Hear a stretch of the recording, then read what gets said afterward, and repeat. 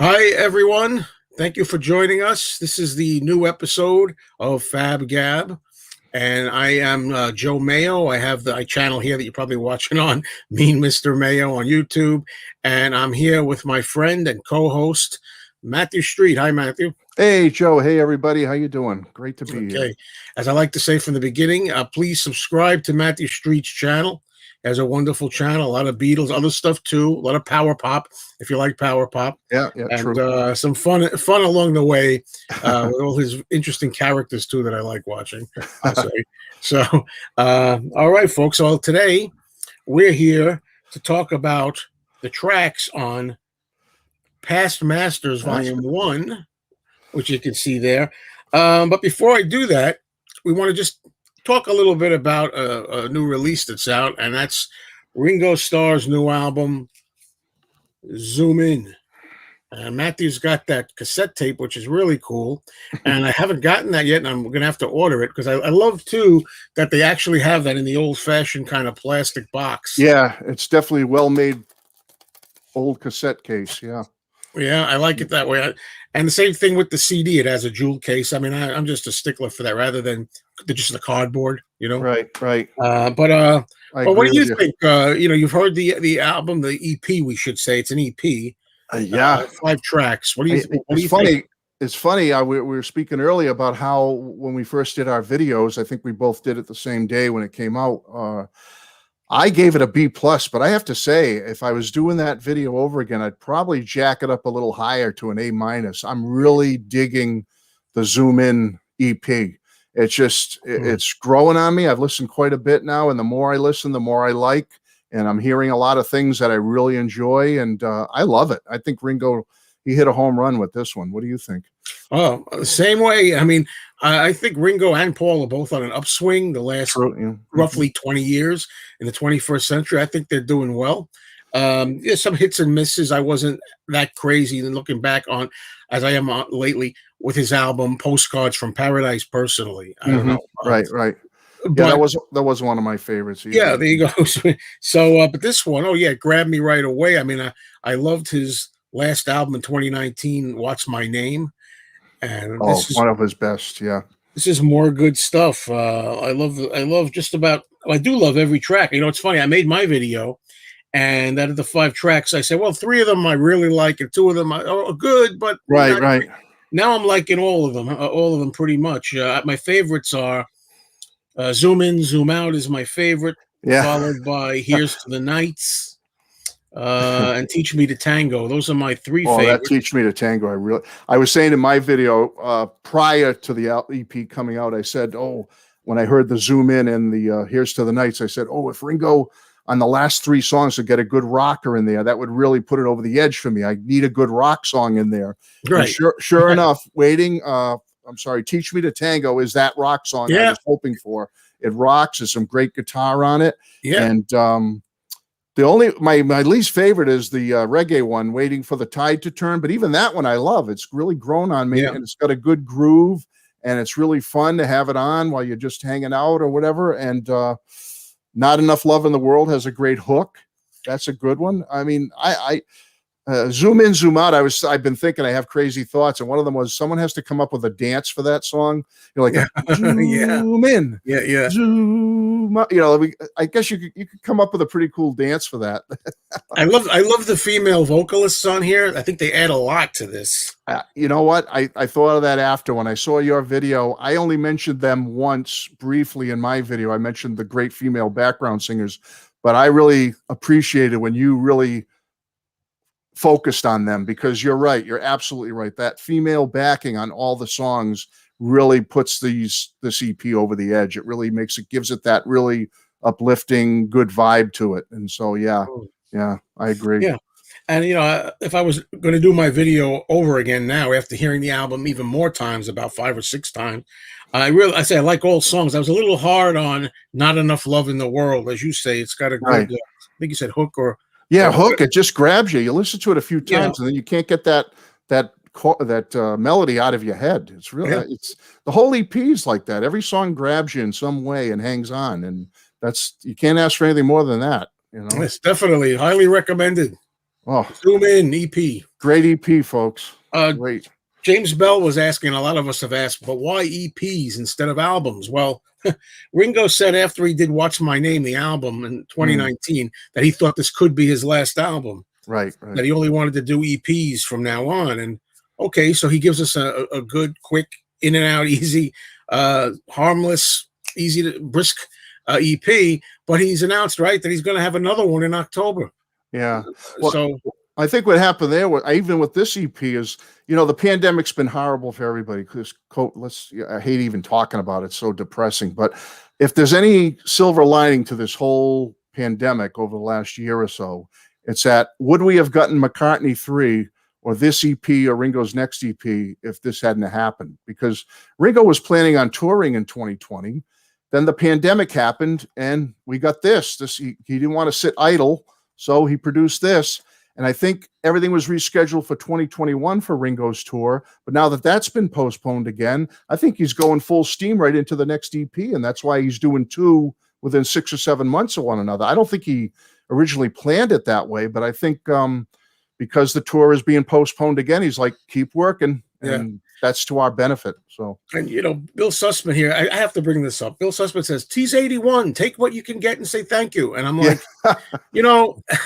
obviously I'm grateful, but you got to understand, when you're trying to be a reviewer, you're trying to be somewhat objective and see all sides of the square or whatever. Right. You're reporting on everything. The covers. What do you think of the cover? What do you think of the inner sleeve? How's the label? Should it have been this? Should it? Yes, I am thrilled. I thought that to myself this morning. Paul and Ringo both, right? We're so blessed to have them here. Right. I'm not complaining. I'm just trying to be a reporter on my channel. That's all. Yeah. I totally.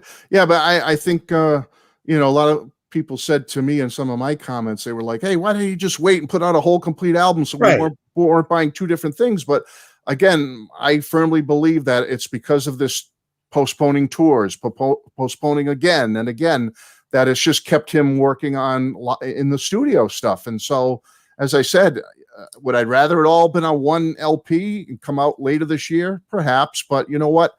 I'll take it as we can get it, and he's just going to keep working until hopefully he does. I really keep my fingers crossed and pray that tour for Ringo does happen, because I know you had tickets to it. I have tickets to it, and I'm just hanging on to them, hoping that he reschedules. Well, what Ringo said was he's not touring in 2021. He said that he was going to be touring in 2022, and he had a whole list of dates that I saw. And luckily, my venue again is carried over. It was supposed to be June of 2020. Then it carried over to June 2021. 21, yeah. And now it's carried over to June 20. I'm in the same boat as you, and I'm glad you said that, because I haven't checked yet. Mine was in June of 2020 and then 2021. I'm praying and hoping that my venue up here in the Northeast also is a go. So I'll have to check that. Check it out. Definitely. All right, folks. So let's get on with our past masters. Let's talk a little bit about this. This came out in 1988, I believe, because in 1987, right, we had the first releases. And I always think in terms of U.S. I have to, I'm from the U.S., but I remember we had the 1987 compact disc releases. It was a big deal, right? Oh, yeah. And, of course, it utilized the UK format of the albums. And that leaves a lot of singles and some EPs, like the Long Tall Sally EP, which had some few tracks on it, not accounted for. So they put together this thing. This is not really the first one. This is like the newest one. Matt has the 12-inch of it. Yeah, I've got the vinyl here behind me. Yeah, originally they had Past Masters Volume 1 with a black cover just like this. Past Masters Volume 2 with a white cover with like the white, yeah. Geez, this is again part of the objective, devil's advocate stuff. Could you think of a less interesting cover? Oh, I know it. I mean, it's the Beatle logo. It's got a cool logo, but I remember when it first came out, I remember thinking to myself, even the title, Past Masters, like, what are you saying here? Old Stuff, Volume 1 and 2? It's like, come up with a more vibrant, uplifting, positive title than that. But hey, the music's great, so we'll take it, I guess. Yeah, we will. And so on that note, what we have here are number 1, if you want to say Past Masters 1, or if you want to say Past Masters disc one now. Disc one, yeah. Has 18 tracks from 1962 to 1965. And we're going to go through these 18 again, like we usually do when we do this, trying again to go from our least favorite track to our most favorite track, having a lot of difficulty. But, it's funny. I was telling Matt before we started going live, for some reason, this album was a little easier for me than most. I don't know why. Yeah, absolutely. I agree with you. As I was doing it, I was worried. I said, oh, no, 18 tracks, and they're all like either great singles or great B-sides or EPs. This is going to be tough. But actually, it wasn't bad. The middle section, like 10 through 14, I had a little trouble getting those in order, those six or so. But beyond that, the bottom and the top were they kind of jumped out at me. So this wasn't as bad as I thought, like you said. A lot of times you know your least and maybe your best to a point, top 3, 4, 5, something, but the middle is the hard part, right? Yeah, right. All right, so without further ado, Matthew, let's start with you for number 18, your least track. Well, a lot of people like that I've spoken to and a few comments here and there have kind of alluded to it already. People kind of know what my bottom two are going to be. And I wasn't sure how to put them in what order 17, 18 were going to be in. Right. But I went with the one that I was least familiar with because one of them was on a U.S. release back in the 60s when I was a kid. And so I did hear it a lot more than the second one. So I put the second one, the one I was least familiar with, at number 18, and that's Sleepdick. Sleepdish? Yeah. I don't even know. I don't speak German. Well, I pronounce it the way they do in the song, so it's okay. I just think it's pointless in my world. In my world, having Sleepdick is just pointless. It's a nice curio, fun to listen to once or twice and go, oh, isn't that cool? They sing it in German. And I know it was specifically for the German market, but I got it at number 18. For me, in my universe, it's pointless. Well, I'll tell you, I have Sleepdick at number 18 also to start out with. But for me, though, in my world, it's not pointless. I don't mean to make it sound like I'm putting your world down, but I get it. That's okay. I think it's kind of fun and cool that they kind of, I don't know, for the German market, they did a couple of tunes, especially in light of the fact that they were so big in Germany when they were playing in Hamburg and such, that they kind of almost, I don't know, gave something back. I kind of always looked at it like that. I don't know if it's true or not. That's my least favorite of the German songs too. I want to get some comments up here because some of them, my head's reeling from some of these comments. Here's one. I'll Get You, number 18. She's a Woman, number 18. But I know that I almost could understand that because it does irritate people, kind of repetitive with the guitar and everything like that. That offbeat on it, Thank You, Girl, a bad B-side, which was originally going to be the A-side. If I'm not mistaken, I could be wrong. I think they were shooting for that to be the A-side, I think. Right. Let's see. Here we go, Tim Allen. Thank You, Girl. One of the B-side of their worst single for me. Oh, wow. Vicious. Let's see. Okay, Matchbox for Conga Man at number 18. Oh, okay. Just getting a few. All right, let's go to the next one here. Number 17, Matt, and I'm sure I know what it is. It's Come Give Me Deine Hand.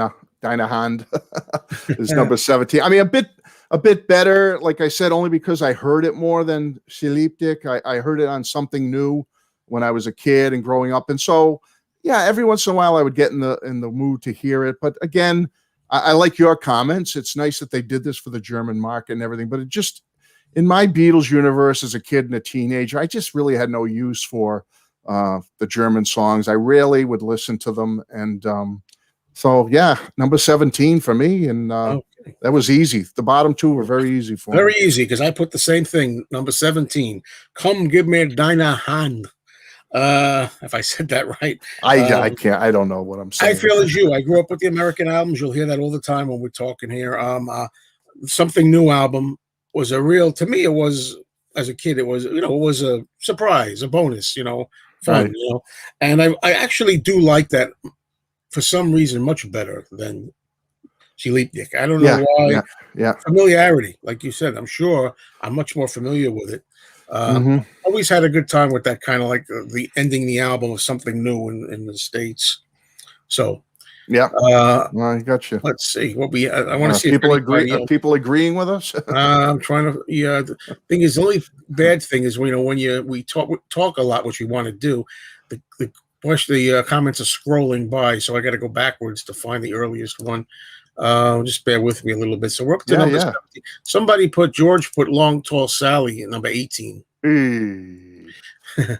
I want to see what we got here. Um, Sorry, I can't quote everybody. We have Robert S. puts I'm Down at number Hey. 17. Sorry. A lot of people are going to have quite a surprise. Some of these voters at my top 5. I'll tell you Yeah. when we Yeah. get there. And then Doc tells us Robert S. irritating beats German stuff. German stuff. Meaning like that's what he puts what's most irritating to him. We have a lot of people here. Come give me a dime a hand. Come give me a dime a hand. A lot. Yeah. From me to you from Tim Allen. It's just too schlocky. Oh wow. Okay, so we got a lot for that. Okay, Daniel Bean. I'll get you. Not a huge fan. Very simple. Okay, there you go. All right, so that's now that those obvious picks kind of more or less for us anyway are out of the way. Right. Now we're gonna have some fun. We're getting into the nitty gritty. Yeah. Yeah, Exactly. Track number 16, Matt. What do you have? Oh man, people are gonna. Well, some people might agree, but I got a feeling most are not. I put "Love Me Do" at 16. When we go from here up, folks, disclaimer: I love everything on this album, but "Love Me Do" a good first single for them in '62. There, made number 17. I enjoy it. It's great, but it's never been a favorite of mine on any album it's been on, whether it's the "Please Please Me" album or here in the U.S. it was on early Beatles, I think. It's great John with the harmonica, and I know it's the first song that they ever put on the charts, but it's just kind of like okay to me. "Love Me Do." I don't get into it that much, so I'll put 16. "Love Me Do." Yeah, no, I could appreciate that. I mean, it is a very simple song. A lot of their songs are simple, not much to it. Maybe the harmonica, but I always thought people are going to want to take my head off of this. Some people, I always like "P.S. I Love You" as a better choice as an A-side. Right. I don't know, but that's not my pick though for number 16, and I feel the same as you. I hesitate to say this, and I know. as I'm about to say it, it's kind of like I don't want to say it, because I like all these songs. Again, yeah, that's the thing. When it comes to the Beatles, there are no songs really that I hate or dislike. Number 16, ready for the shocker, everybody? Let me have it. We're ready. We're ready. Yes, it is at number 16. Okay. Why? It's nice. Why? I don't know. Probably the slow factor. I don't want people to say, "Oh, what's this? You can't take songs that are slow." You don't like. I'm looking at this batch of songs here, and for some reason, I don't know, it just hit me that in this grouping anyway. Number 16 is Yes, It Is. I mean, it's obvious. It's pretty much a remake of This Boy, more or less. Which is fine. I like the words in it are interesting. Yeah. Don't wear red. Please don't wear red tonight. I like that kind of pleading bit with it. And you like the 3-part harmony? I love the 3-part harmony. Just that in the context of what's here, that's kind of at this point where it falls for me. Yes, it is. So I'm going to backtrack a little bit here, and we got number 16 is From Me to You from Oliver. We got "Love Me Do," Bill G. Oh, okay, close to me there, Bill. And we got "Matchbox" from Marcus at 16. James Bell, a sloppy double track vocals on this. "I Call Your Name," number 16. Oof. Okay. We got a few more Matchbox votes here. We got "Slow Down" at number 16. Little Richard does this much better than Paul. Number 16, "Long Tall Sally." I think he gives Richard a run for his money. Even though I love Little Richard's version too, for sure. Yeah. And the Matthew Smith Matchbox. Least of the Matchbox. Beatles cover versions, just dull. Okay, and here's the More Disdain for She's a Woman. Wow, I'm surprised at that. I'm Yeah. surprised so many people have I that so think low. it's not, I like She's a Woman, but I kind of understand it in a way from people. Mm. It's kind of repetitious. I think like that. I'm guessing that's what people Yeah, that don't syncopated love. beat or whatever it is, the offbeat. All right, so Mm. oh, thank you. Woo! We have Douglas put Oh, 16. yeah, Yes, it is. there you At go. least I feel redeemed at least by one person. Okay, and here's Tommy. Yes, it is one of Lennon's best for me. He says, even though No, he hated it. he hated it. I didn't know he hated it. I didn't know that either. But all right, Oh man. now we're up to number 15. Yeah. Go ahead, Matt. Give us your number 15. Okay, I'm going with Matchbox. Great Carl Perkins rockabilly, folks. I love this. I like Everybody's Trying to Be My Baby. I like all the Perkins stuff they did. But Matchbox is probably my least favorite of the 3 Carl Perkins songs they covered. I do enjoy it. I like the guitar picking on it. I think it's a good Ringo rocker, and Ringo sings it well. It's just, it's just one of those middle of the road covers they did that I truly enjoy, but it had to fit somewhere. So I gave it number 15. Fair enough. Number 15 for me. Let's follow the tradition of Yes It Is and put This Boy. Oh, say it ain't so. That's a shocker. Yeah, again, for the same reasons. I could repeat the same kind of thing. I mean, love this boy, love hearing it, love the harmonies. It's a nice job. Yeah. I put it ahead of Yes It Is just because it was first. Really, they did it first that way, and then Yes It Is afterward. But the same thing, in this assortment of songs, that's where I put it. Right. They're kind of like, just, I don't know, they're kind of a little too slow for this batch. I don't know. So I'm a little surprised. I know what a big John fan you are. The way he belts out that middle part. No, don't make me change it. I'll make it number 1. No. If you talk to me enough, I'll make it number 1 by the time. No, I won't do that to you. So we got number 15 here. Oliver, Love Me Do. Okay.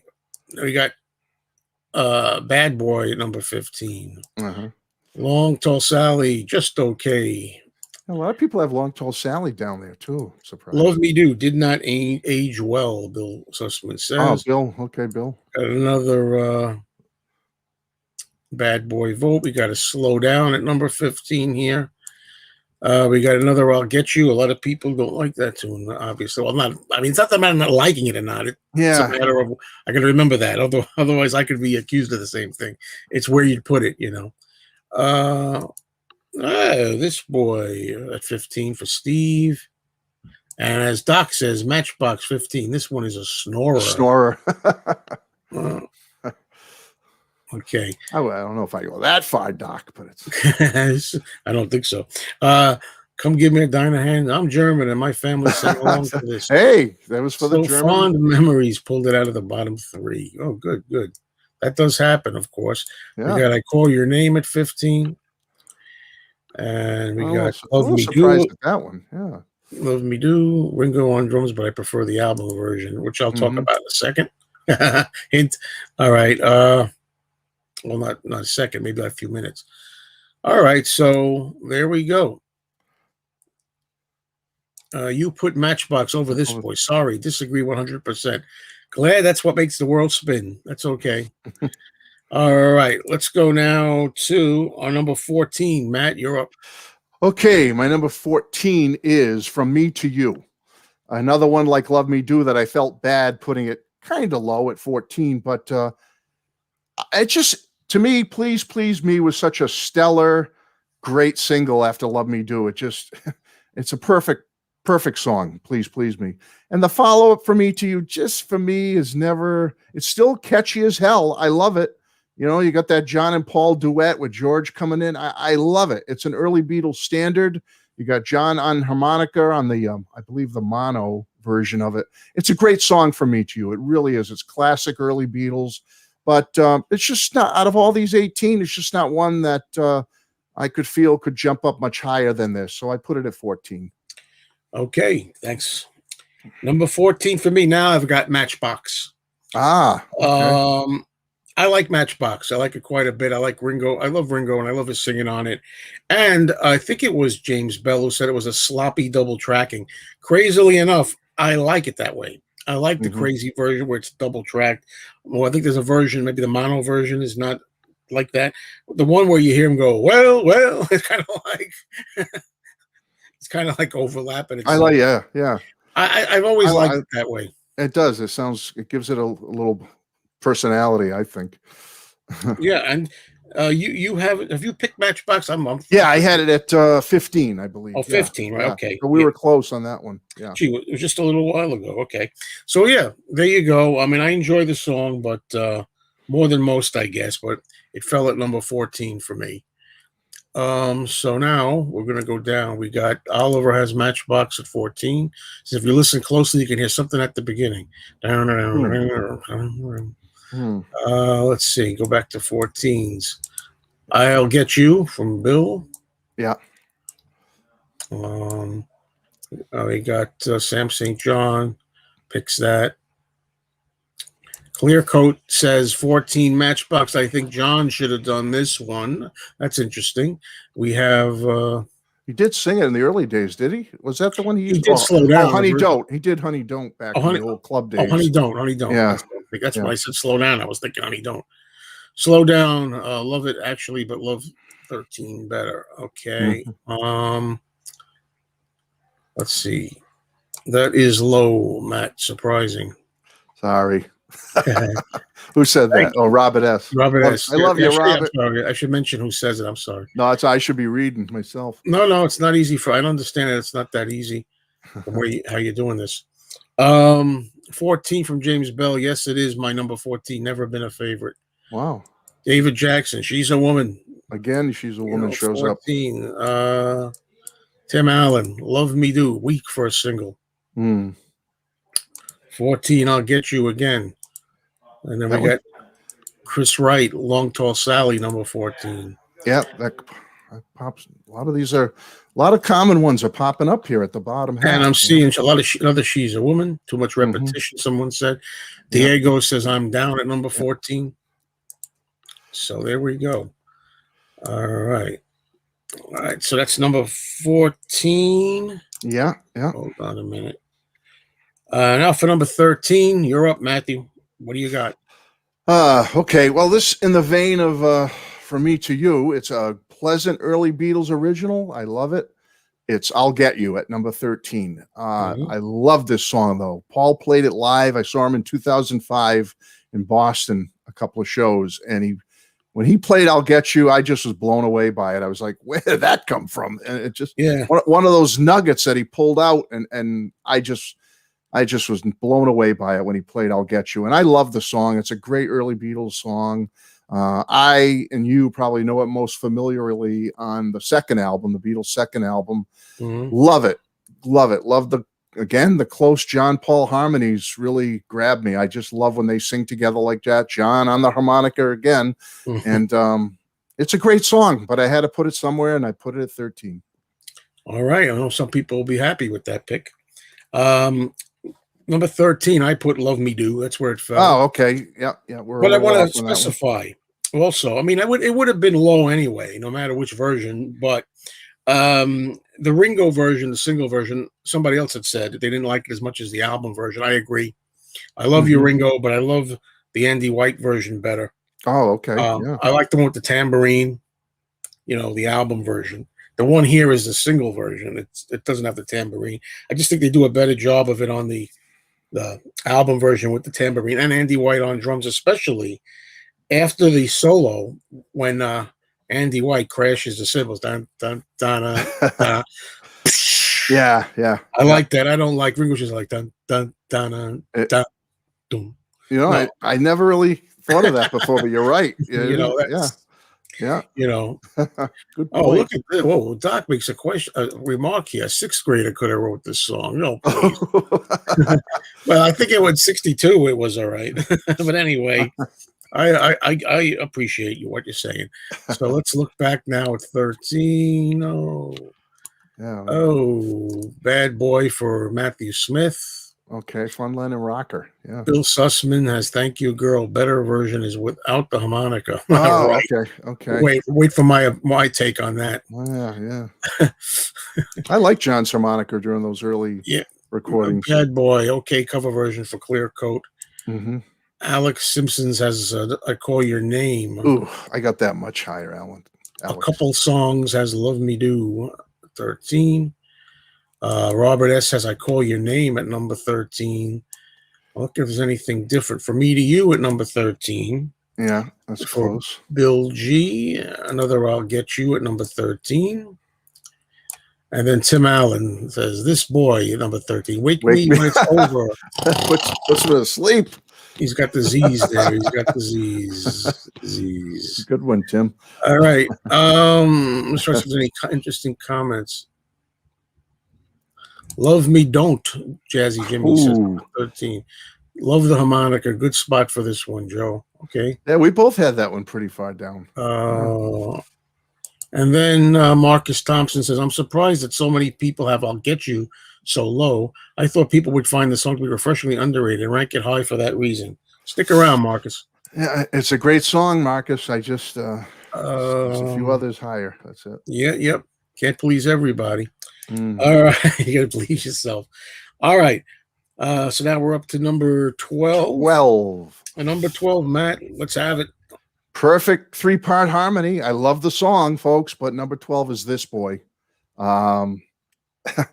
As a kid, I loved Meet the Beatles, and I was very into that single of "I Want to Hold Your Hand" and "This Boy" from the UK. I remember being a teenager and getting an import of it, right? "This Boy" was the UK flip. And I don't know. There's something about the song that I've always enjoyed. I love the Ringo's theme version on "A Hard Day's Night." You know, that instrumental version that's in the film.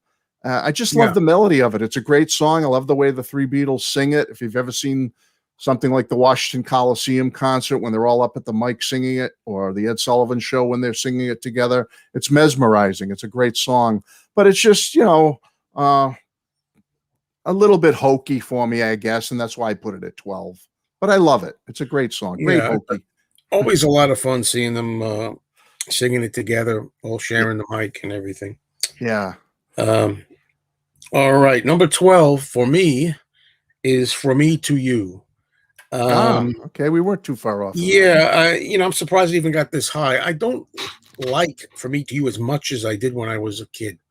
I remember my memory of "For Me to You" is I wasn't that familiar with it when I was first starting to collect Beatles stuff in the USA, because it wasn't really available anywhere. I think it was on 62 to 66. Am I right? I think that's the first time we were able to get it. I don't think it was on any US album, right? But for some reason, I guess I didn't have that yet. I remember buying a 45 of it. It was like on a red label, and it says "Oldies 45." And I loved it then. It's the first time I got into that da da da da da dum dum da beginning, which I thought was so much fun at the time. I don't know. It's definitely a pleasant song. It's a good early song, but it's kind of, typical manufactured song now. And I don't really, I'm not thrilled with hearing it anymore as much as I was. I still like it, just don't love it anymore. Yeah, same thing. Like it's one of those songs where if you ask me to pick other early Beatles songs, I'm going to gravitate towards "Please Please Me" or one of those other early that I really love. Like even "I'll Get You," I might gravitate to it before that one. But it's a little common and a little bit overplayed sometimes. So I agree. I said it was, it's kind of formulaic and one of their early cookie cutter songs that kind of meant. But however, there are other ones that are like that I like better. So yeah, exactly. I don't know why, but sometimes that's how it works out. All right, so now let me look for some remarks here. Okay, "Slow Down" from Bill Sussman at number 12. That just got difficult. He loves this song. Marcus put "She's a Woman" at number 12. Another one for "She's a Woman." Huh? James Bell, great Lennon vocal, but "Bad Boy" number 12. Okay, Matthew Smith, "Love Me Do" number 12. Simple, sure, but I love the strolling, slightly bluesy quality of it. Oh yeah, I like the song. That's great. but where are you going to put it? A couple songs says it's Elliptic, which is interesting. Find myself singing the Singing that one German more than version. the original. Ah, He finds me singing the I got to German. be totally honest. Disclosure here. I've never done that. I always sing the original. Oh, I used to sing "Come Give Me a Diamond Hand." Me and myself and my late sister, we used to say "almond" and "diamond," "almond." We used to say things like "in Yeah, diamond," "almond." Benny I Googly. make up our own words. They Yeah. used to say "afro." I don't know what they were saying. Afro, diamond. I don't know. I'm talking kid stuff here, folks. Yeah. Anyway, Goofing around with it. so what else we got for number 12? Let's see, David Jackson, number 12, Love Me Do. Without this song, history would have been so different. How you do what you do to me. I always thought how do you do it was a fine song. I don't see that it was that different from stuff the Beatles. From me to you. Like, I mean, for me to you, or how do you do it? It's not that different to me. that same era of pop music. Mersey beat. Robert S has yes, it is at number 12. Mhm. I Call Your Name, number 12 for Clear Coat 2000. Okay, cover version from Hamburg and the Cavern in Liverpool. Right. Let's see. What does Highway Blues say? This boy would be much higher. I still love that song. Never get bored with it. And definitely does not put me to sleep. I hated putting it at 12. I mean, John's vocal in the middle 8 part there is just stunning. I mean, the way he handles those notes is just amazing. But, Doc is come give me a Dinah hand. I'd rather hear a classic sung in German than She's a Woman. At least I know where it's going. Okay, suit yourself, Doc. You can have it. I like Ringo's theme, by the way. We were mentioning that. I really love that Ringo's theme on A Hard Day's Night. That's really nice version. Let's see. She's a Woman at number 12. Matt, I have this boy in my top Sam. 3. Sam says. That's a great guitar song, and John blows the vocals away. I agree. Yeah, I mean, his emotion in it is perfect, Sam, but sorry. All right, let's go on, and we'll now do number 11 as we almost get into the top 10. Close. Yeah, we're getting there. Okay, number 11, I put I'm Down. And I love this song. This was one of the later songs I ever heard from the Beatles. It was until the Rock and Roll Music album came out in 76. It wasn't on any album here in the US. So I remember being a little kid over my cousin's house, and they had the single of Help with I'm Down on the flip side. And I think I was about 11 or 12 that they played the flip for me, I'm Down. And I loved it. I thought it was a raw, raunchy, down and dirty Beatles rock and roll song. And kind of in the vein of Long Tall Sally, just Paul just letting it rip. And it's a little sloppy, but yet it's great. It's just a rave up. It's just a stellar Beatles rocker. And as I said, when I heard it at 11 or 12 years old, I thought that was heavy rock and roll to me. The way Paul was screaming at the end of the song, just letting those screams rip out of him. I just was so impressed by it. And to this day, I love the song. A little sloppy, but I like that sloppy raunchiness of it. So I'm Down, number 11 for me. Okay. You mentioned hearing it over someone's house as a B-side. I had a friend that reintroduced me to the Beatles when I was about 12. I liked them as a really young boy, 3, 4, 5, 6, 7, 8 around there. Then I kind of went on to other things. And when I rediscovered them at this guy's house, when I was about 12, he had this single of Help, and he played I'm Down, and I really hated it then. Did you really? I like it now. Yeah. And it's funny. What do you think made you hate it at the time? What did you think of it? I remember thinking it was just like, I'm down. I'm really down. I'm on the ground. I'm down. Like you would think like it was like just what else can you say? Like kind of thing. It's funny because you'd think that would be something you'd say now more as an adult. If anything, you'd say, it's so the lyrics are so just basic. Yeah. Yeah. But that part of the song, not the rest of it. I wasn't listening to Man Buys Ring, Woman Throws It Away part.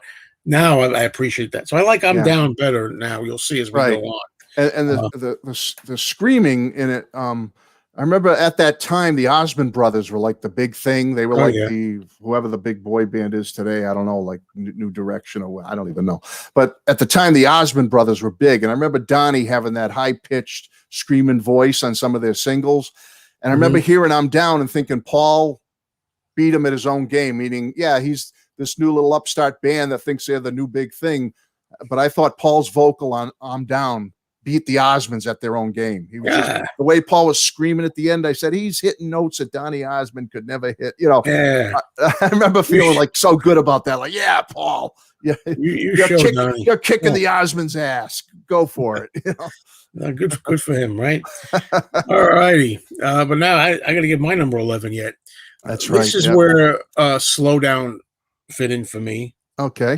I don't know. Cover song. Obviously, you can see I'm not one of these guys. Oh, it's a cover. I know people that say it's a cover. As soon as I start covers, they always go to the bottom because they're not originals. I don't subscribe to that train of thought. But yeah, so I don't know what. Fantastic, John. Any song where John's screaming his soul out and shredding his vocal cords and just yelling, screaming at the top of his lungs is great to me. I love Slow Down. I will also say again that I think I kind of prefer in that one, the stereo one. I think. See, that's again, it's funny how that goes. A lot of people say, oh, the mono stuff for like the early songs is the best, and I agree for the most part. But there are some exceptions. Right. I like Slow Down, but it became number 11 for me. Let's see now. Great rocker, absolutely. Number 11 for Matthew Smith. Yes, it is. Toss off of a song. Oh, I don't know about that. Distinguished by stunning harmonies. George's tone pedal volume thing. I didn't even know about that. Yeah, well, it is lush and interesting. Exactly. I think that it has any right to be. She's a woman at number 11. It's okay. And Highway Blues wants you to move this boy up a bit. Sorry, band. Sorry. Love it. I love it. Slow Down, number 11. Okay. All right. We got a long. What's this? I'm sorry. I missed something here. I want to put up. Number 11 for Me to You. Good song, but sounds dated. I'd say that about a lot of the Beatles' early stuff, but yeah, I hear you. Yes, it is 3-part harmony, and John wrote it. I like it. Number 11. Yeah, good. And okay, that's number 11. Now, somebody do the drum roll. We're up to the top 10. Top 10. All right, so we knocked off 8. Now we have 10. So let's start with the least of the best. Does that make sense? The least of the best. Top 10 of the best, right? So. Yep. Well, this is where Yes It Is comes in for me, folks. And I love Yes It Is. That may seem low to some of you, but not to me. It definitely made my top 10. Again, like we were speaking about earlier with my number 12, that perfect 3-part harmony of John, Paul, and George, right in line with this boy, the beautiful singing on it. George using that tone control pedal again, like he used on the song I Need You later on. It's just got a good dreamlike vibe to it. It's a real dreamy, beautiful song. You can just kick back and get into the vibe of it. I love Yes It Is, but it made top 10, so that's not bad. Top 10. Yeah, that's always redeeming, right? Okay. Number 10 for me starts with Bad Boy. Which I had to have in my top 10. I love that. I first discovered it on Beatles 6, which again, we're going to do our show one of these days where we talk about the American albums, Matt and I. Yeah. And that's where I first was introduced to it. And I think the world was introduced to it. If I'm not mistaken, I think Beatles 6 had Bad Boy before a collection of Beatles oldies in England. I think it might have been recorded just for the album. You just nailed it. I think that's what I read somewhere, is that they needed an extra song for the U.S. album, and that was recorded like on the fly just to get it done. And yeah, that was a real favorite when I was a kid, and it's still a song I love today. Same thing I said with Slow Down, John. Yelling, screaming. Larry Williams. John loved Larry Williams, right. Larry Williams, you got Slow Down and Bad Boy. Right.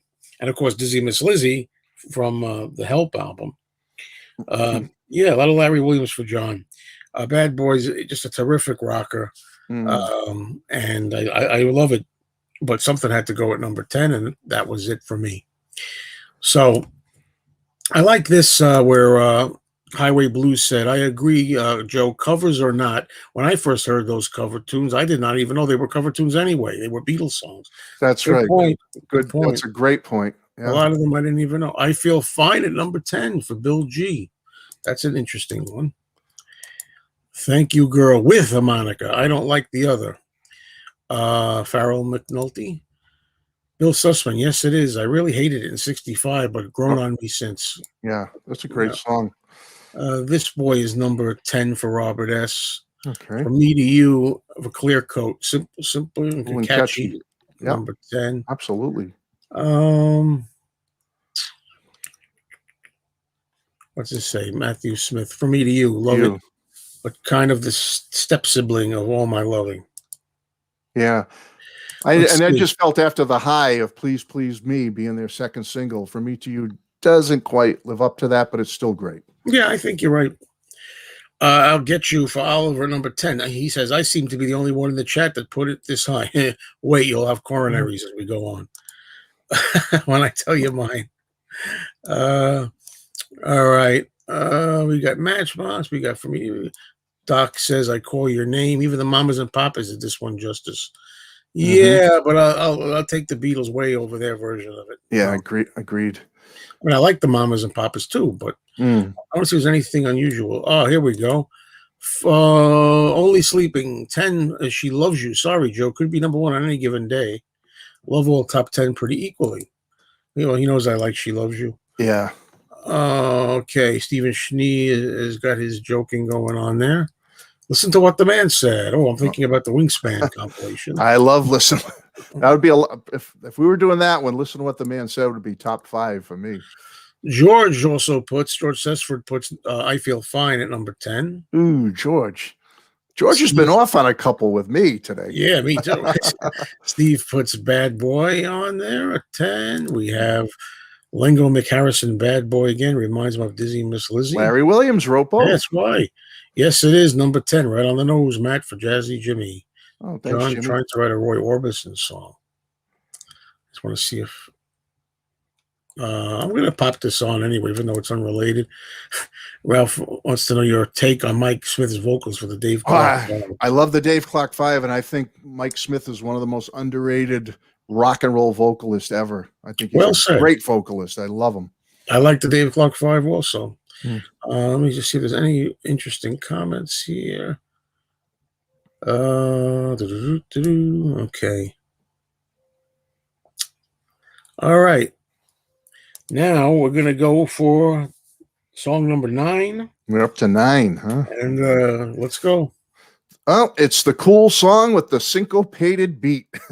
She's a Woman is my number 9. And I have to say, if I was just solely doing this on the US reverb version from Beatles 65, it might have gone up a notch or 2. But since we're ranking past masters, there's something about that mix, the UK mix of She's a Woman, that doesn't sit right with me. I've always loved the drenched reverb version that we got in the US. I agree. That's my favorite version of it. So it wouldn't affect it that much. It wouldn't be like it would be number 1 if we were ranking Beatles 65, but it might go up a point or 2. But I do love the song. I think it's a great Paul rocker. I think he sings it well. I like the way they snuck in that "turns me on" line sneakily into the song. So yeah, it's a great song. So it's my number 9 for sure. Okay. Top 10. Glad to have it in the top 10. Number 9 for me, Long Tall Sally. Oh, okay. Okay. I think Paul sings it great. Same as John screaming. I love those rockers. You know, nobody did it better than John and Paul. I love it. What can I say about it? I think it might best the Little Richard version for me. I love Little Richard, and I would agree with you. Yeah, I think it might even be just the instrumentation that why I like it a little more than the Little Richard. Not so much the vocal too, but the instrumentation I like in it. And it's a one take from Paul. Oh yeah, you're right. Just like John's Twist and Shout, right? Yeah. So he kind of did the same thing John did. Twist and Shout. So Long Tall Sally at 9, and now we will take a look here. Matthew Smith has Thank You Girl at 9. Love Me Do at 9 for Robert S. So it made it Robert pretty had it up pretty high. Yeah. Thank You Girl, number 9 for Clear Coat 2000. All right. Long Tall Sally, 9. Couple songs. She Loves You, Fatigue, perhaps, for James Bell at 9. So it's going all over the place. We have I Call Your Name. I Call Your Name is fabulous. Yeah. Yes, it is at 9 for Alex. She's a Woman at 9. There you go. Okay, we're close. Yeah, we're right on the money with that one. For Diego Carlin, we have Come Give Me a Dime Hand. Wow, he had that up pretty high, huh? All the way up there. Diego. Pretty wild. But that's he sees them as equals. Yeah, and that's fun. That's fun when you get this. Look for Tim Allen. Matchbox made it all the way up to 9. That's pretty good. Oh, he had that up high. Yeah. Chris Wright has Yes, It Is. Mm-hmm. And let's see. James Boyce. My mother went out with Lenny Davidson of the Dave Clark 5 when they were 15 years of age. That's interesting. You probably have some stories. Okay, Doc likes From Me to You, number 9. Oh, he really digs that one, huh? So just real quick here. Good. Okay. What do we got? Oh, I forgot about Elvis's version, Highway Blues. Little Richard is good, so is Elvis. Elvis is good, but I like Paul's the best. I'm going to go with you on that. I think the Beatles version of Long Tall Sally is tops for me. And I don't always necessarily say that, biasedly. All right, so now that brings us to song number 8, Matt. What are we up to? We're up to 8. Okay. Number 8. I'm going with Larry Williams in Bad Boy. I think it's a brilliant cover of Larry's song there. The Beatles did 3. They did Slow Down, Dizzy, and Bad Boy. And I just think it's one of the best early Beatles rockers ever. I loved it being paired with Dizzy Miss Lizzy on Beatles 6. You know how we spoke about when we were doing Help, and we said how Dizzy Miss Lizzy kind of didn't really fit on the UK Help album, us US people anyway. But I loved it with Dizzy Miss Lizzy on Beatles 6. Having those two Larry Williams rockers on there really nailed that album for me. I love it. I think it's a great song, and that's why I have it as high as number 8. I just think it's a fabulous John vocal. It's a rip-roaring song, and I never will skip Bad Boy. It's a great tune. Well, good point too about both the songs, Dizzy Miss Lizzy and Bad Boy, being a double header of sorts. Yeah. Beatles 6 in the US. All right, absolutely. Now, number 8 for me, and I'm surprised I have this low because I really like this song. It's a B-side. It's Thank You Girl. The reason I have it, simple though it is, I mean, like we said, From Me to You is simple. I like Thank You Girl better than From Me to You. But here's the thing, and a few people have discussed this. This is very important. I always bring this up. I like the Beatles' second album version. I like the version that's also on a German album. I forget which one. It's available elsewhere where they have the extra harmonica echoing the phrases. Right. Way that you do. Da, da, da, da. I like that. Yeah. When I first heard the original UK version, that's proof positive to me. Sorry, folks, I know it seems sacrilege that the Beatles are not always infallible, and George Martin. Sometimes the U.S.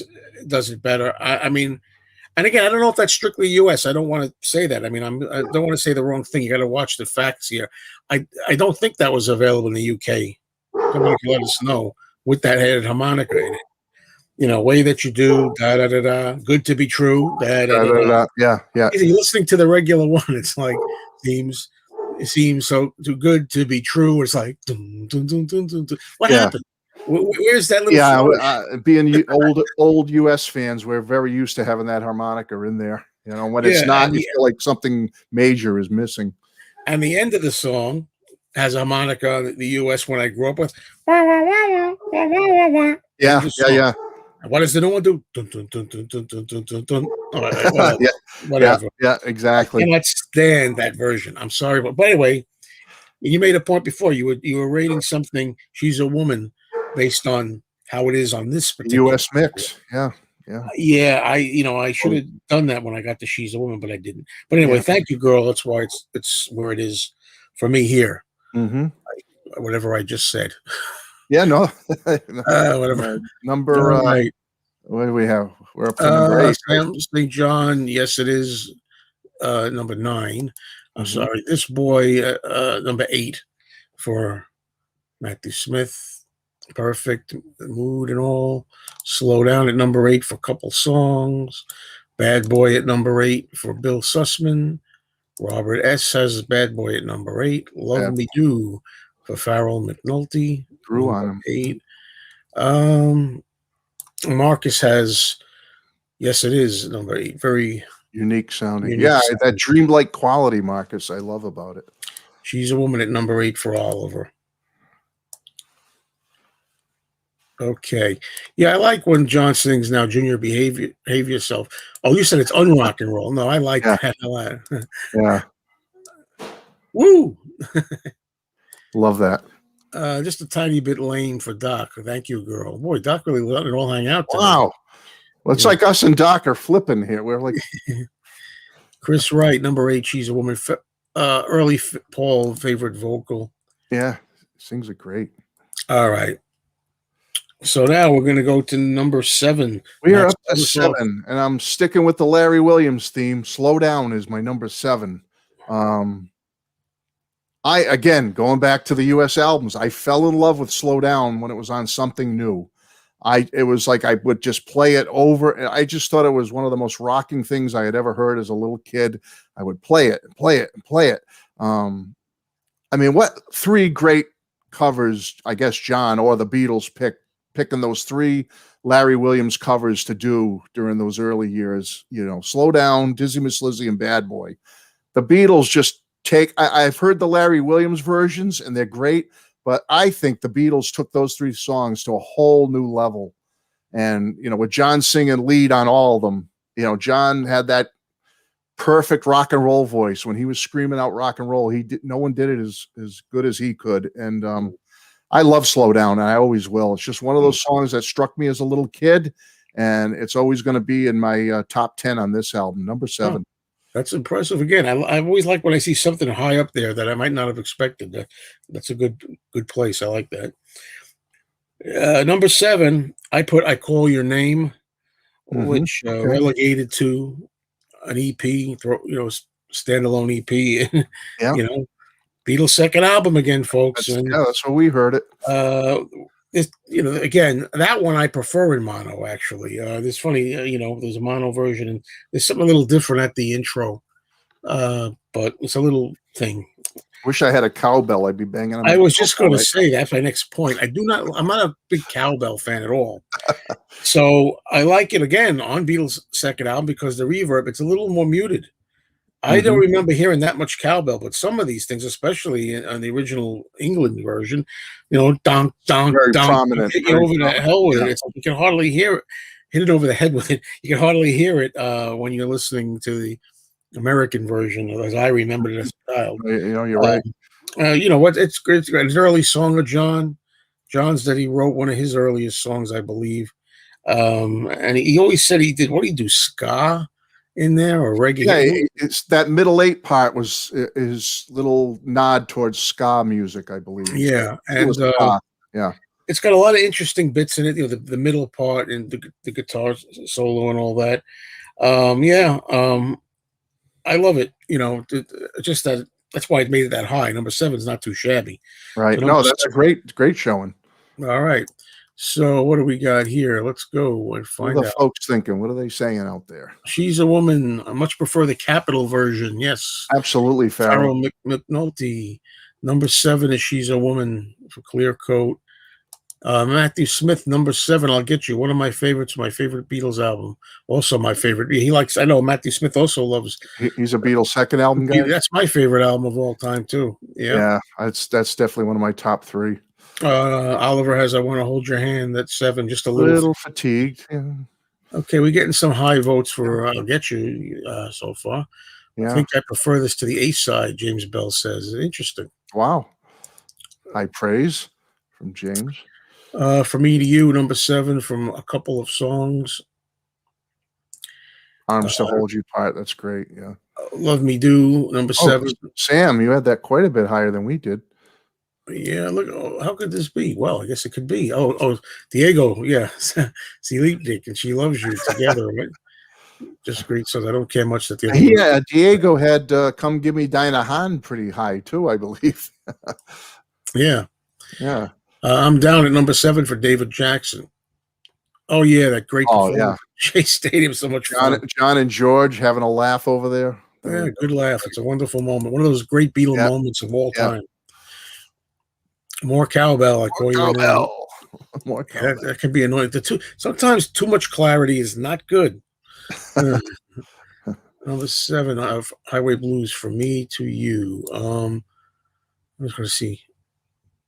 This is funny.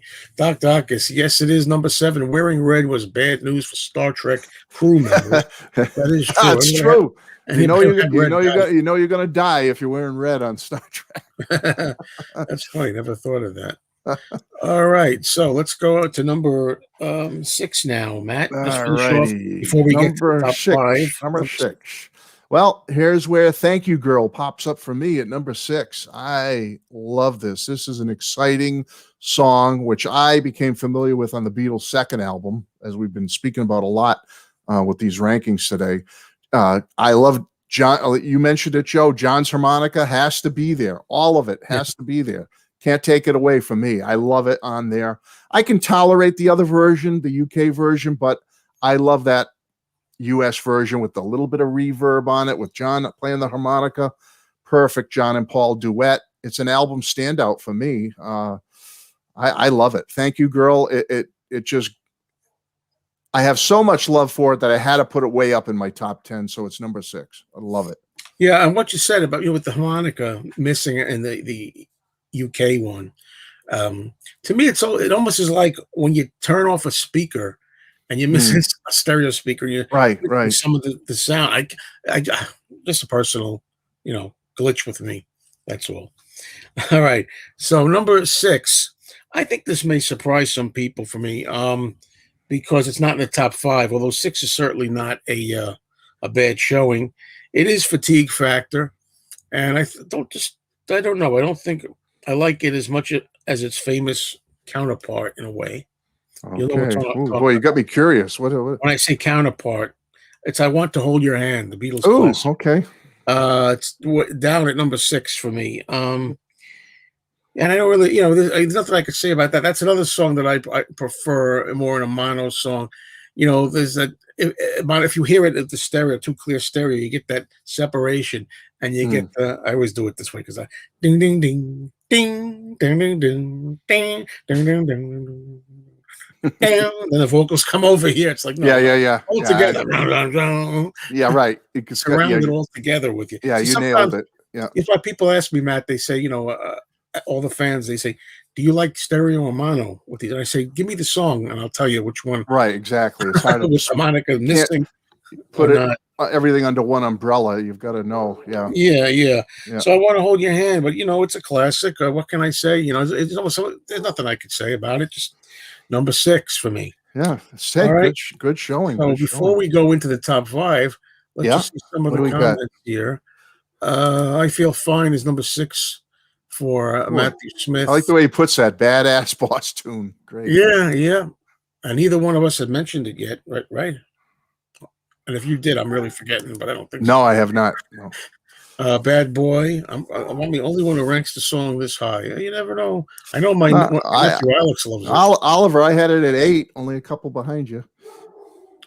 Yep, and the same thing. Well, I like the Capitol version better too. For that one, but yeah, I got to say that. She Loves You, number 6. I mean, do I need to say more? One of the best early Beatles songs. Absolutely. Yes, it is. Reworking of This Boy. Very good 3-part harmonies. No doubt about that. The Beatles even mentioned that in interviews when they were talking about the upcoming new album, or when that single was coming out with Yes, It Is on it, and they said that it was going to have that 3-part harmony thing like This Boy. So they did mention that. Phil says Harrison did not like the Capitol reverb BS. Good for George Harrison. I don't necessarily agree with every thought the Beatles individually ever had on any subject of anything necessarily. When we agree, it's nice. It's a beautiful thing, but I don't always agree with them. But I can understand why the Beatles felt that way, though. I can Yeah. understand that.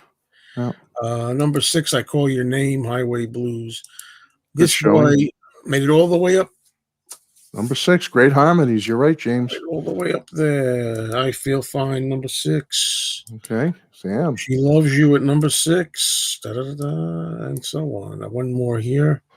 Jazzy Jimmy says Ringo's theme also, yeah, this boy. John Triplet Guitar Works. Great stuff. Dun, dun, dun, dun.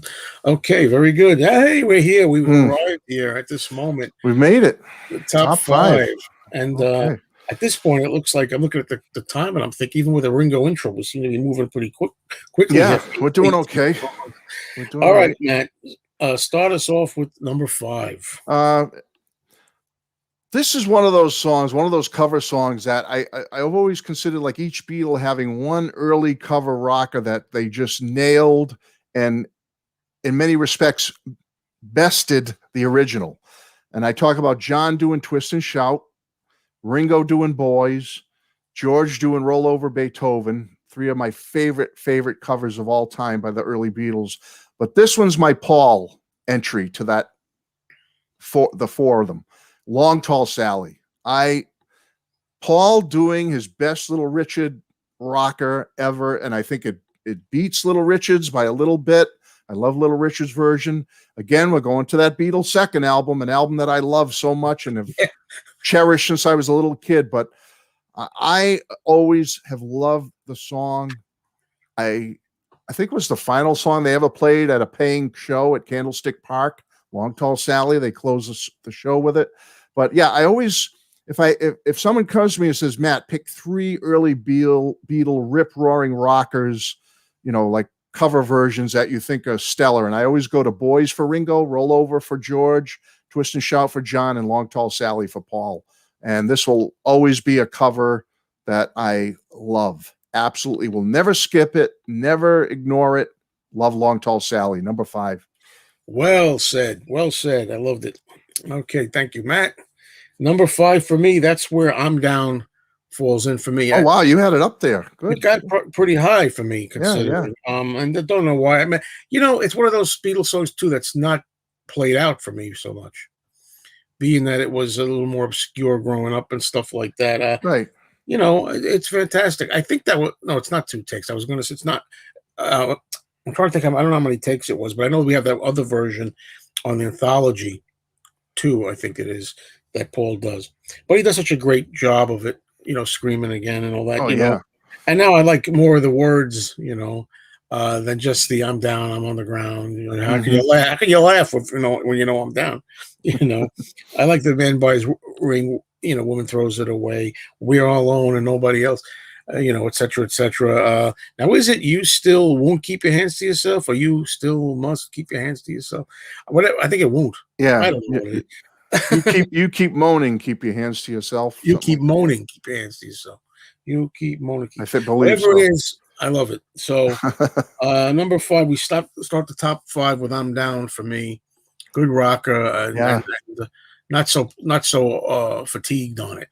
Yeah. All right. Oliver has "I'm Down" at number 5. Oh, he had it up there too. Yeah. A couple songs has "This Boy."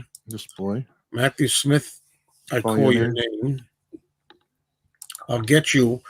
Wow, number 5 for Robert S. That's the highest I think we had. Yeah, he had it way up there. Some love for that and respect. She Loves You, number 5 for Lingo McHarrison. Bill G has "I'm Down," number 5. Steve has "I Want to Hold Your Hand" at number 5. Toppermost. Let me see.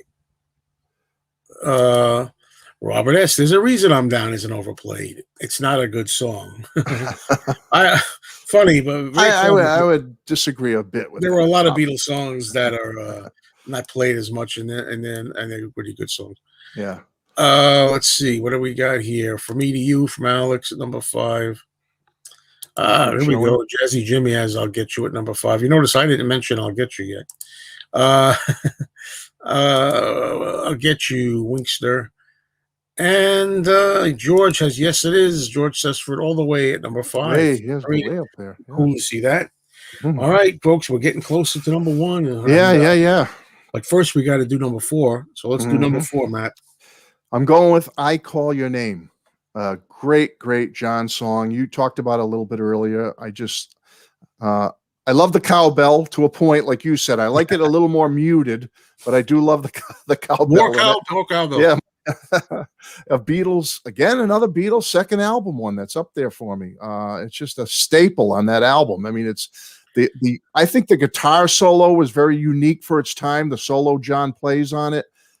He's just got a cool way of playing those lead guitar solos when he gets the chance to do it, and no exception on this one. And again, you already mentioned it, but that middle eight having that ska influence to it, that's very unique, I think, for its time. It's just a great early Beatles rocker and one I've always loved. So number 4 for me, "I Call Your Name." Nice.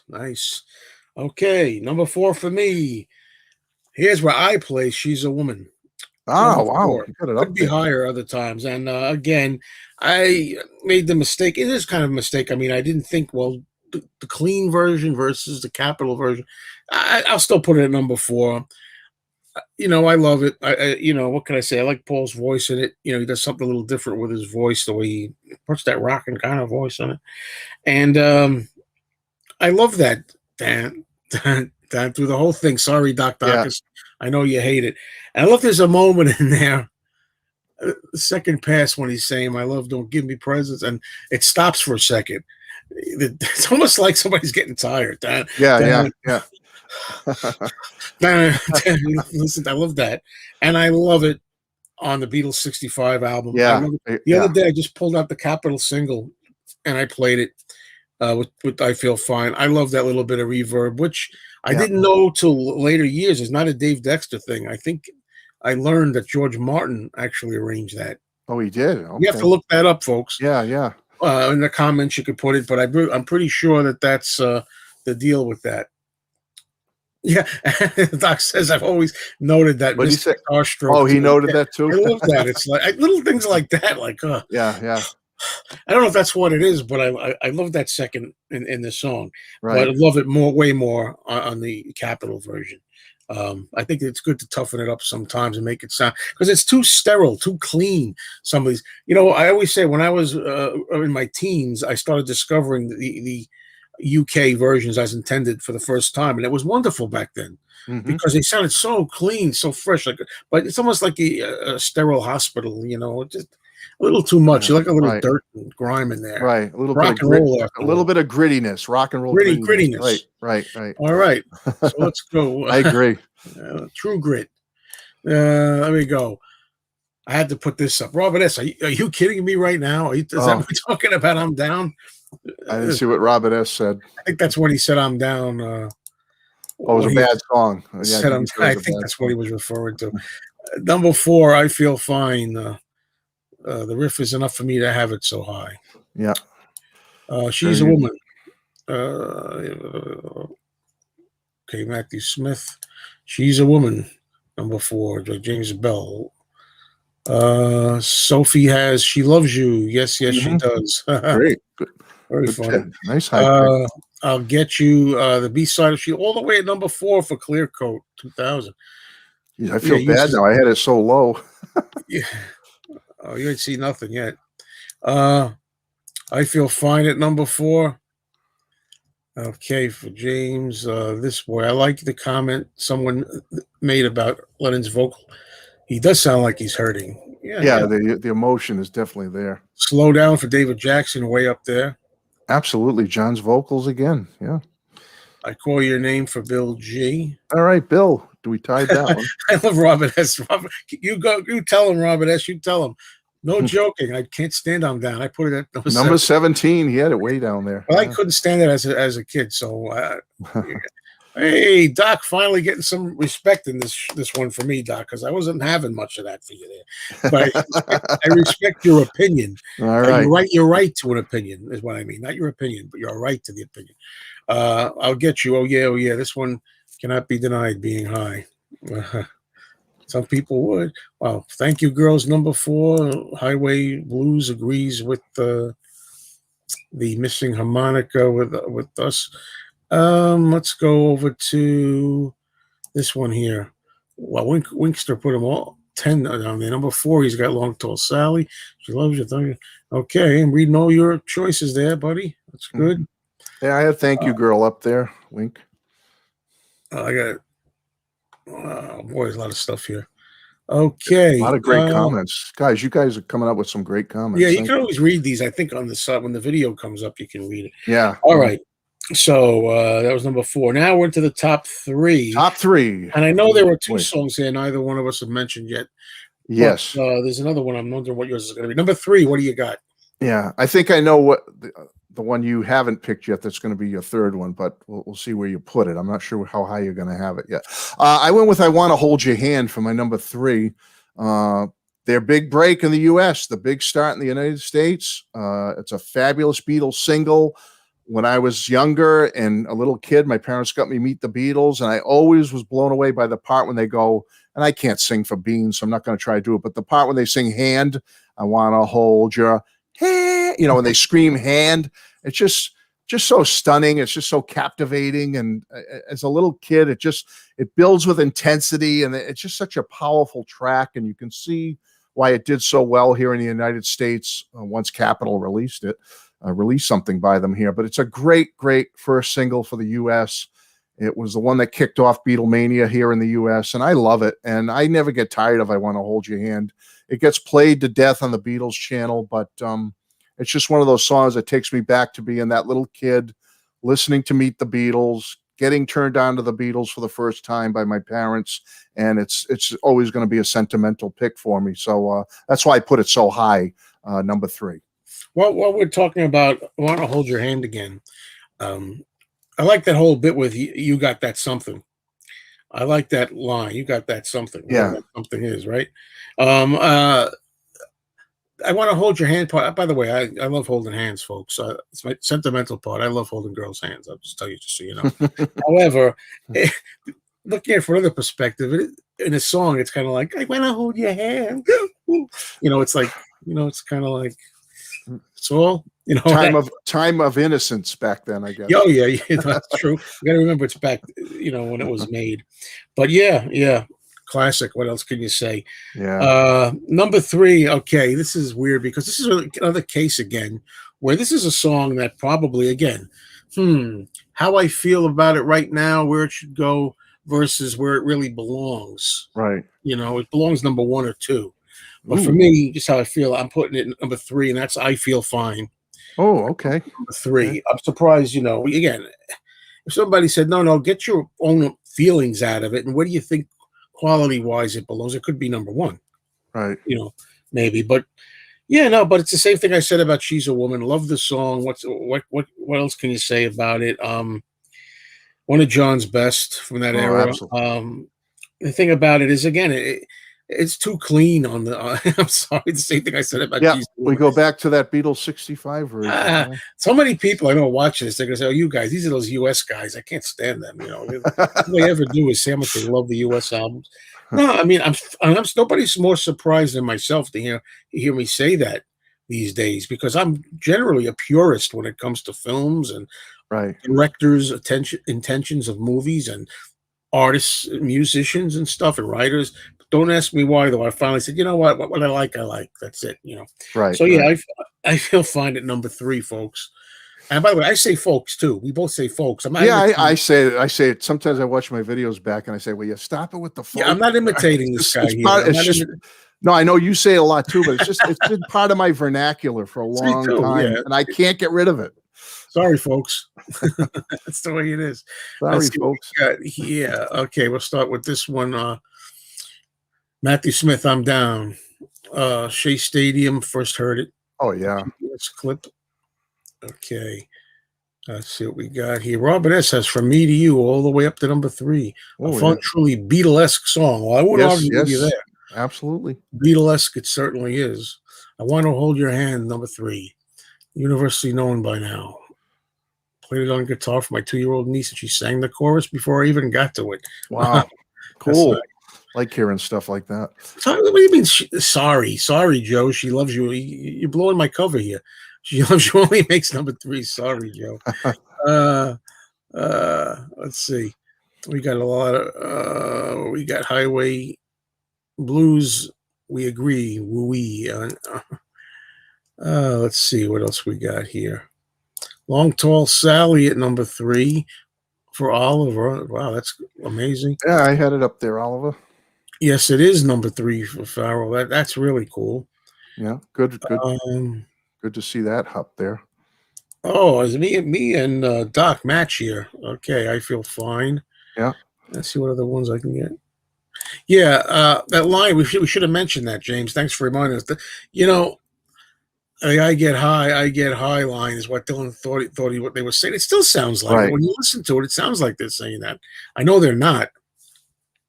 I've never been able to differentiate it. I mean, it could. They say it's not that. It's I can't hide, but yeah, I can't tell the difference. Okay, King's Court. He loves Temporary Secretary. Come on, man. We gotta make a Beatle guy out of you yet, Ed. We gotta Come on, man. TCB, James, Ed. TCB. U.S. albums are nothing more than compilations until Sgt. Pepper. Yeah, and then when they did Magical Mystery Tour, they made a compilation that was so good the whole world's embraced it. The whole world has accepted it as a regular album. Right. No, but seriously, it doesn't really matter. They're good albums. I don't care.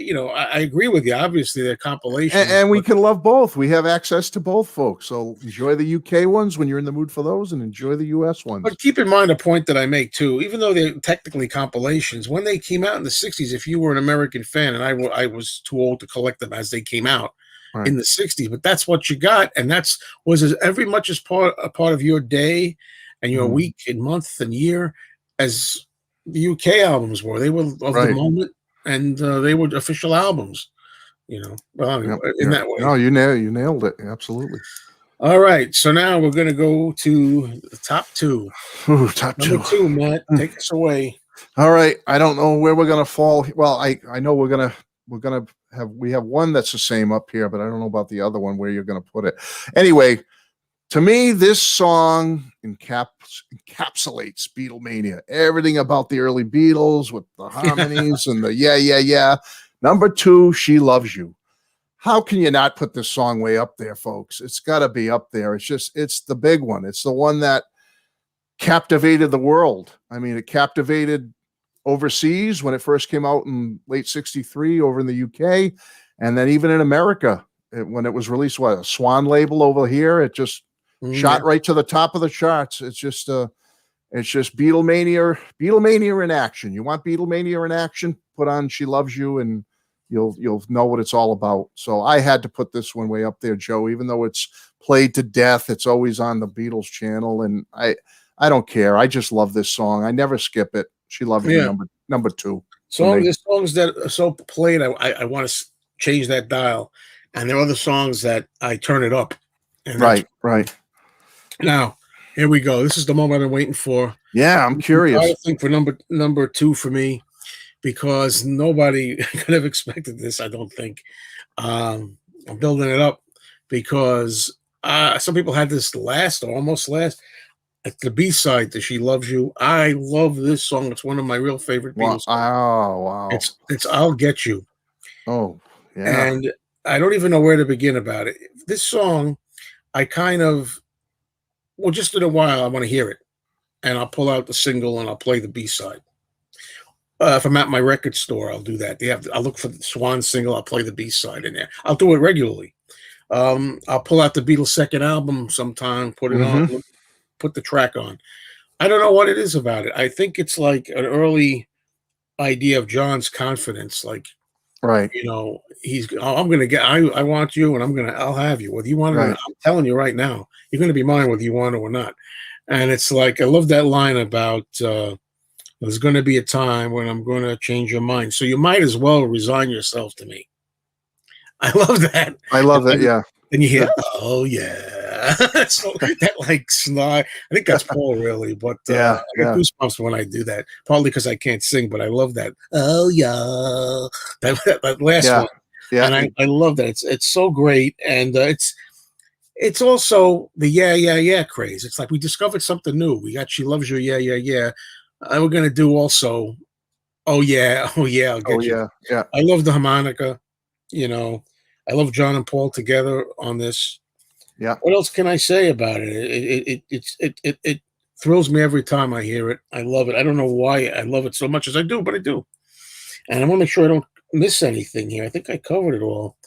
You know, I was also charged to see Paul doing it in concert. You know, Yeah, yeah, uh, 2005. What a shocker when he pulled yeah, that one out of the it, it, hat. it Yeah, didn't. It doesn't match the record for me. I mean, I like right, right. the record better.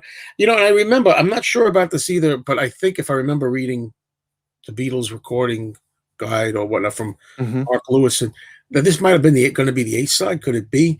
I think it was called "Get You in the End" is what it was called original, and then it was Right. "I'll Get You." But yeah, I love it. I love the Swan single. I love the Swan record. I like that it's something different. It wasn't Capitol. It was Swan first, different label. Yeah, You yeah. know, it didn't really take off the A side. We'll get to in a minute for me. But yeah, I'll get you number two. I really spent a lot of time on it because I really love it that much. Yeah, no, that's I feel bad now. I had it so low. I had Depending it on down at how number good a 13. person expresses their love for a song, make sure, like in my Yeah, life, the last we did in my right. life. There's some certain songs that just strike you, and you gotta. Yeah, I love that. I love the way you expressed why that song means so much to you, and you have it so high. That's great stuff. I love it. And somebody also, well, a few people have said that you can hear a mistake in there, and I don't really know. It's like one person saying, "There's going to be a time when I'm going to change your mind," and somebody else is saying, "I'm going to make you mine," and you almost feel like somebody Well, I have to listen for that next time. like an Yeah, emphasis yeah. on the change. Right, When I'm going to change, like, like right. maybe like Paul's trying to like let's Cover change, for it. make you Yeah, mine. yeah. You know? I don't really know. Oh God, I love it. I can't stop I'm thinking gonna about have to listen for that. Anyway, where are we going here, folks? Oh man, I have so many things here. What's the gallery think? Yeah, that's the hard part because I'm talking so much that I missed a lot of things. Here we go. She Loves You. Love everything about it, especially the last bit at the end. Oh yeah, Long Tall Sally, number two, quintessential version. Sorry, Richard, Little Richard. I agree, James. Yep, Great. yep. Long Tall Sally again. This boy at number two. Oh, that's a good showing. I Want to Hold Your Hand at number two for Doc. We Beginning got of Beatlemania in She America. Loves You. There you go. I Feel Fine. This song is pure joy. Absolutely, Alex. I'm Down. Masterpiece. Take that, Robert S. Wow. Wow. Tim Hey, that's Allen. high praise coming from Tim Allen. Tim Allen Yeah. knows his music, so for him to Thank you, put it that girl. high, Number two for Oliver. Sophie has Slow Down at number two, which is pretty impressive. that's good. Really high ranking. I thought I had She's it a, high at 7. she's a woman. Oh, yeah. Steve, go. Way to go. Way up there. There we go. I'll get you. Somebody. Thank you. Thank you. Wow. Thank you. I'm highest in the chat. Oh, Ruth has If Only for Long Tall Ringo's Drum. Sally. Long Tall Sally, number one. That was my number 5. What do we got here? She Loves You, the biggest selling UK single until Muller can tire. Yeah, absolutely. I'll Get You, number two, Wes. Yeah, Wes. Oh, wow. Number two, I Feel Fine. There we go. First pop record with intentional feedback. How the hell did we miss that? I missed that. Oh, yeah. Well, we both missed it. But the thing is, too, Yeah. there's also a version where there's a little whispering at the beginning of it. Right. know Then I've heard other versions where people say that that was accidental, but they loved it so much they kept it in. So I don't know. I think it's accidental. I think, but when I first bought the Swan 45, I had no idea what the song was because I'd never heard of it. Oh yeah, I got you. Yeah, well, that's he really digs it. Yeah. I'll get to that. Well, anyway, number two, yes, it is. Swear this could have been my number one. Get stuck in my head. It's catchy. It's a catchy song. I had it at number 10, I think. Yeah, 10. This boy, number one. Wow, high praise for Oliver. All right, now that's it, folks. We're up to number one. Let's go, Matt. Well, I think you know what my number one is, and I think I know what yours is. Yeah. I've known what your number one is. I think for a long time you've always praised your number one pick. I can't wait to hear what you say about it. But yeah, Feedback, and the riff is just so unique. It's like a Beatles signature. I Feel Fine is my number one. It's one of their most popular hits, number one smash. It just, again, going back to the Beatles 65 version, I love the Beatles 65 version with the reverb. We're really drenched heavy with that heavy reverb. That's the version. That's what I picture the young kids listening to back in 64, late 64, early 65 on their little AM radios, cranking the radio, that heavy reverb version. And just like you said with She's a Woman, Joe, the UK version is a little dry for me. It's great. I love the song, but dry or not, I couldn't deny it that this is my favorite song on this album. I never tire of it. It's just an enduring song, a song that I'll love forever. The reverb, the riff, everything about it. It's classic Beatles, and number one in my heart. Yep. Very good. Very good. Okay. And then you know what I have as number one? She Loves You. Yep. Now, why is She Loves You number one? A lot of times people ask me, what's your favorite Beatles song? And I always say I can't pick one. And I really can't, But I always use She Loves You. I say, if I have to come up with one, it's She Loves You. Because, well, first of all, I love the early Beatles, best of all. I love all the Beatles, prefer the early Beatles, I guess. And that, I think you said it, epitomizes everything about Beatlemania, the early Beatles, that era, when they were really starting to take off in '63, before they came to America, that didn't do well. It's still mind-numbing to think that this song did not do anything when they first put it over here in the U.S. Mm-hmm. That sounds so different, so exciting. I can't imagine that they wouldn't say this is the greatest thing ever right now. We never heard anything like this before. But right. Although unless they didn't promote it enough or it wasn't played that enough, maybe a little bit. I don't know about that. But yeah, what can I say? It's the early everything about the early Beatles, quintessential early Beatles. If I'm in the car, if I'm listening to an old station, I have an AM station I still listen to, and that comes on, I turn it up. I don't get tired of it. So not this again, It still, after all these decades, retains the energy and the power, the excitement, the thrill of this new band. Every time I hear it, I get excited by it. And I've heard it gives you chills. You get chills when you hear it. Yeah. Even talking about it, I don't know what else to say.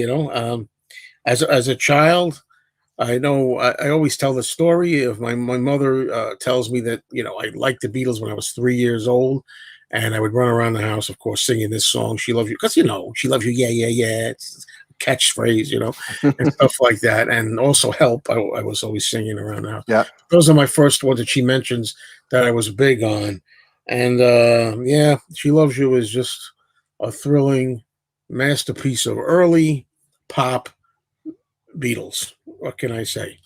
Ta-da. So yeah, it's nice to get it out. Number one. Yep, I had it too. You really you nailed every aspect of that song for sure. But I did find something else to say that I think of it. When it was on this album, I think either Past Masters, the first time number one Past Masters 1 came out, I think it was. Talk about too clean and too clear. I never knew my whole life that there was a combination of edits in this song. It's not one version. And that ruined this song at times in a song. To this day, every time I hear it, I'm listening for it. I never heard it. I heard it really clear on this thing because it's too damn clear, excuse me. And I don't know if it was George Martin explaining it or something. It was in the liner notes. I read it like, what? And every time I hear it, I can hear the cut now. It's very clear, yeah. And I'm like, ugh. But there is a version, I'm not sure which, I wish I had things in front of me. There is a version they fixed up a little bit, so it's not as prominent. Oh, you don't hear the edit is clear. Maybe some of the peanut gallery can help us. That's why we could talk about digital. We could talk about CDs. We could talk about Giles Martin. We could talk about rehancing it, remastering it, blah, blah, blah, blah. All this. I'll grab that Swan 45, put it on an old record player. That's the way I want to hear "She Loves You." Sounds like fake. You don't hear all this, It might even be like listen to the US version on second album. I don't think it's as prominent as it is on the CD or Right. this release. Yeah. Right. Yeah. Yeah. I'll always take that because it just Yeah. some of that, slight reverb or muffling or whatever you want to call it. It's not super clean down to the Yeah. nitty gritty master. I'm looking in the corner here. It looks like James Bell saying he on the one album. It's cleaned up or better on the one album. Oh, okay. Yeah. I think got to that's try what that out. James is That's referring another thing to. you got to say. People talk about the way the Beatles intended it. Which I respect. Hey, these are the Beatles we're talking about. Do it the way they intended. Respect that. But then, so in other words, for the most part, I'd have to hear "She Loves You" with that noticeable edit. If it's too clear, no, give me a little bit of muddle. Yeah. But I'm going to listen to that. No, the remastered in 2015. James. Yeah, it looks like James said the one album. I don't think I have the new one, the remastered one. I don't think I might. I don't know. Anyway, let's have a lot of comments by now. Oh yeah, what do we got? What we get? What did I'm just looking for somebody here. Oh man, King's Court. I have Sergeant Pepper and the White Album. There you go. We're proud of you, Ed. Ed, I think I was down the store a few years ago, when you bought the Sergeant Pepper one. I remember he was undecided and he was like, damn it, I'm gonna get it. And he bought it. A good thing here too. That Farrell brought up. She Loves You. I love everything about it, especially that last bit at the end where the whole bit. We didn't mention that, but you're right, Farrell. That's also that final chord or whatnot when supposedly George Martin tells the story, and they said, fantastic, nobody's ever heard of that before. And George Martin says, of course I've heard it many times before. Okay, well, whatever. All right, anyway, let's go now. Come on, where am I at? Give me a chance, people. I'm way behind here. All right, let's see. Number one, I'm down. What a rocker. Have this stuck in my head right now. Wow. Great rockers. It's a great, it's FaB. I had it at number 11. Great. He says it gets stuck in that. Robert S. insists. I agree. It gets stuck in my head too. I wanted to rank it higher, but I don't know. I'm down. A song I once hated years ago, but Shea Stadium showed me the error of my ways. A lot of people were impressed with the Shea Stadium. Yeah, they seem to really enjoy that. Number one, I Feel Fine, David Jackson. Oh, I agree, David. Number one, Hand. I Want to Hold Your Hand. I Can't Hide part where the voices lift off and soar. Okay, very good. Yeah, it just keeps building and building, and that's true. Intensity. Yep. They're all so good, these songs. What are you gonna do? Lennon sings This Boy perfectly. Number one, Clear Coat 2000. Number one with a bullet. Here are the Beatles. She Loves You. Yeah. Don't drop out. Don't drop out on the Swan 45. She Loves You. Number one. Such energy. Love it then, love it now. That's definitely a popular song. Everyone loves it. Robert S. as She Loves You 1 puts me in the odd position having the same song at number 1 and number 18. Well, so do I. Well, wow, we've had the same song. I had it at 2 and 18. And I know. I Feel Fine at number 1. It looked like a lot of times it was between these two for the most part. The riff, guitar feedback. Yeah, Goosebumps, absolutely. There's another She Loves You from Marcus. Douglas has I Feel Fine. Douglas, great. Great pick, Matt. I had trouble picking. Oh, thanks, Highway. But we're, we both had them. I Feel Fine and She Loves You right up there. It's just hard where you're going to put them. This is interesting. I Feel Fine for him never escaped the shadow of Day Tripper because they have those noticeable guitar riffs. But it's number 1. Anyway. I agree, Rich. I just think in a sense that Day Tripper's in the shadow of I Feel Fine. I Feel Fine came out first. It was there before Day Tripper. But I love both songs. But you're right. The riffs are similar. He has a Bad Boy at number 1 for Bill G. Wow, that's good. Great. Yeah, you can't deny the vocal. John's vocal on that is. Okay, Doc, it's all is forgiven. You put She Loves You. It begins. The drums at the beginning signal the coming excitement. Yeah. All right, the drum roll. Yeah, it's a perfect song. She Loves You. This was the most exciting record ever made up until this. Tim had it number 1, huh? Long Tall Sally, number 1. I had it at 5. Great, James. Great recording. I ranked 4 songs same or almost as Joe. Only 2 songs ranked same as Matt. Had great fun. Thank you. Well, cool to see that we had a couple of matches. There you Wow, go. Sam St. John really loved that song. Wow. Blew my mind when I first heard it on Past Masters. Oh, the Good Evening New York City version. Yeah, that's a good version. Great stuff. Too much love here for I'm down. I'm down. I'm really down. I'm down. I'm really down. I can't think of lyrics, so I'm really down. Can you laugh when he's really down? That's what I said when I heard it as a kid. It's funny that as a kid I was like, "Oh, come on, what? It's all it is." But I don't feel that way now about it. I know there's other lyrics, but that's funny though. It's rough. It's a little sloppy, but it's a great I'm rocker. down, down, down, down, down, down at the end of the song. Oh, Yeah, that's a good point. I mean, listen to the way he's screaming at the end of that song. Some of the screams he's coming out with is great. well, folks, I think I'm going to be coming to the end here.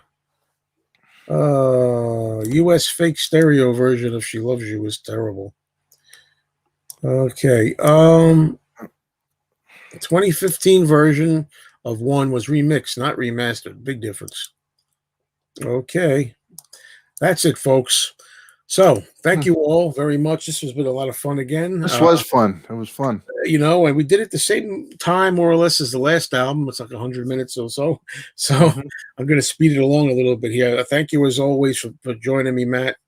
No, I appreciate being here with you. It's a lot of fun. Great and fun. And such great people participating. We love all of you. Thanks for being here. Thanks everybody, and please subscribe to me, Mr. Mayo. Subscribe to Matthew Street. We both have our channels here at YouTube. There's going to be another episode, if I could plug myself, of Talk More Talk. Oh yeah, tomorrow. That's 9 p.m.